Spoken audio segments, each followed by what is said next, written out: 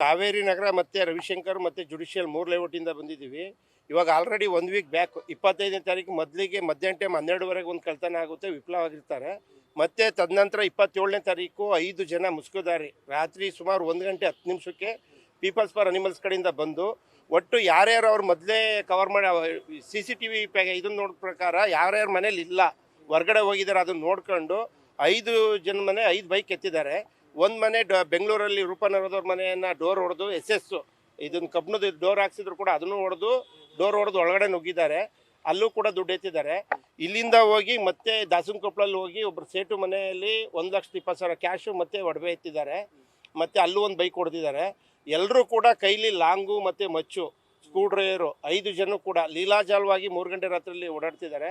ಇದ್ರ ಬಗ್ಗೆ ನಾವು ಜಯಪುರ ಪೊಲೀಸ್ ಸ್ಟೇಷನ್ಗೆ ಕಂಪ್ಲೇಂಟ್ ಕೊಟ್ಟು ಕರೆಸಿದ್ರು ಕೂಡ 1 ವಾರ ಆದರೂ ಕೂಡ ಯಾವುದೇ ರೀತಿ ಇನ್ಫಾರ್ಮೇಷನ್ ಇಲ್ಲ. ಅದಾದ ಕೂಡ ನಿನ್ನೆ 28ನೇ ತಾರೀಕು 8 ಗಂಟೆ ರಾತ್ರಿ 8 ಗಂಟೆಗೇ ಮನೆಯಲ್ಲಿ ಬರೀ ಲೇಡೀಸ್ ಇರ್ತಾರೆ. ಅವನು ಒಬ್ಬ ಆ ಕಡೆ ಈ ಕಡೆ ಹೋಗಿ ಬರೋ ನಂಗೆ ನೋಡಿ ಮತ್ತು 8 ಗಂಟೆಗೆ ಸೀದಾ ಒಳಗಡೆ ಹೋಗ್ತಾನೆ. ಗೇಟ್ ತೆಗೆದು CC ಕ್ಯಾಮ್ರಾದಲ್ಲಿ ನಾವು ಚೆಕ್ ಮಾಡಿದಾಗ ಯಾರು CC ಕ್ಯಾಮ್ರಾ ಇರೋದು ನೋಡ್ಬಿಟ್ಟು ತಿರ್ಗಾ ವಾಪಸ್ ಹೋಗ್ತಾನೆ. ಮನೇಲಿರೋ ಹೆಂಗಸರು ಬಂದು ಯಾರು ಬೇಕು ಅಂತ ಕೇಳಿದಕ್ಕೆ ಸುಮ್ಮನೆ ಅಪರಿಚಿತ ವ್ಯಕ್ತಿಗೆ ರಾಜಣ್ಣ ಶಂಕರಣ್ಣ ಬೇಕು ಅಂತ ಹೇಳ್ಬಿಟ್ಟು ಮತ್ತೆ ವಾಪಸ್ ಓಡೋಗ್ತಾರೆ.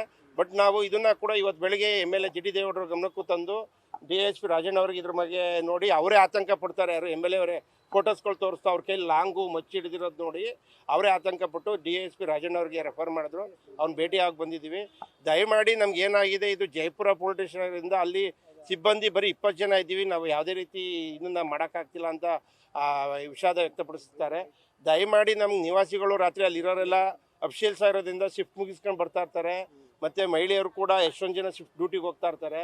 ರಾತ್ರಿ ಹೊತ್ತು ಒಬ್ಬೊಬ್ಬರೇ ಬರೋದೇ ಕಷ್ಟ ಆಗಿದೆ. ದಯಮಾಡಿ ನಮಗೆ ಪೊಲೀಸು ಅಲ್ಲಿ ಬೀಟ್ನ ವ್ಯವಸ್ಥೆ ಆಗಿರ್ಬೋದು ಕಂಪ್ಲೇಂಟ್ ಕೊಟ್ಟಾಗಿ ತಕ್ಷಣ ರೆಫರ್ ಮಾಡೋಕ್ಕೆ ಜೈಪುರಕ್ಕೆ ಹೋಗೋ ತೊಂದರೆ ಆಗ್ತಿದೆ. ದಯಮಾಡಿ ನಮ್ಮ ಸರಸ್ವತಿಪುರಂಗೋ ಇಲ್ಲ ಕುವೆಂಪುನಗರ ಪೊಲೀಸ್ ಸ್ಟೇಷನ್ಗೆ ಸೇರಿಸ್ಬಿಟ್ಟು ನಮ್ಮ ಸಮಸ್ಯೆ ಬಗೆಹರಿಸಬೇಕು ಅಂತ ಈ 4 ಬಡಾವಣೆ ಕಾವೇರಿ ಲೇಔಟು ಮತ್ತು ರವಿಶಂಕರ್ ಲೇಔಟು ಮತ್ತು ಜುಡಿಷಿಯಲ್ ಲೇಔಟು ಮತ್ತು ಖಜಾನೆ ಲೇಔಟು ಎಲ್ಲ ನಿವಾಸಿಗಳ ಪರವಾಗಿ ತಮ್ಮಲ್ಲಿ ಇಮಿಡಿಯೇಟ್ ಪರವಾಗಿ ತಮ್ಮಲ್ಲಿ ಹೌದು ಸರ್, ಹೌದು. ರೂಪನಗರ ಮತ್ತು ಕಾವೇರಿ ರವಿಶಂಕರಲ್ಲಿ ring road border sir, Nisarga ಬಡಾವಣೆಯಲ್ಲೂ ಕೂಡ ಆಗಿದೆ. ಟೀಮ್ ಇದೆ ಎಲ್ಲ ಪೂರ್ತಿ ಬೈಕ್ಗಳು 4ರಿಂದ 5 ಬೈಕ್ಗಳನ್ನ ತಗೊಂಡೋಗಿ ಒಂದ್ ಕಡೆ ಮಾಡ್ಕೊಂಡು ಅಲ್ಲಿಂದ ಮೂವ್ ಮಾಡೋದಕ್ಕೆ ಪ್ರಯತ್ನ ಪಡ್ತಿದ್ದಾರೆ. ಅಲ್ಲಿ 4 ಬೈಕ್ನ ಕೆಲವು ರೂಪನಗರ ಬಾರ್ಡರ್ಗಳಲ್ಲಿ ಬಿಟ್ಟು ಬೇಕಾಗಿರೋ ಬೈಕ್ ತಗೊಂಡೋಗಿದ್ರೆ ಮತ್ತೆ ವಾಪಸ್ ಬೈಕ್ಗಳು ಸಿಕ್ಕಿದಾವೆ. ಬಟ್ ಅವರು CC ಕ್ಯಾಮ್ರಾ ಇದ್ರೂ ತಲೆ ಕೆಡ್ಸ್ಕೊಂತಿಲ್ಲ. ಅವ್ರು ಏನ್ ಟಾರ್ಗೆಟ್ ಮಾಡ್ಬೇಕು ಅಬ್ಸರ್ವ್ ಮಾಡ್ತಿದ್ದಾರೆ. ಮತ್ತೆ ಆ ಬೈಕ್ಗಳು ಯಾವ್ದು ಅವ್ರಿಗೆ ಸೂಟಬಲ್ ಆಗಿರುತ್ತೆ ಅದನ್ನ ತಗೊಂಡು 5ರಿಂದ 6 ಜನ ಕವರ್ ಮಾಡ್ಕೊಂಡೇ ಮಾಡ್ತಾ ಇದ್ದಾರೆ. ಇದು 28ನೇ ತಾರೀಕಲ್ಲಿ ಮಾಡಿದ್ದಾರೆ, 26ನೇ ತಾರೀಕಲ್ಲಿ ಮಾಡಿದ್ದಾರೆ.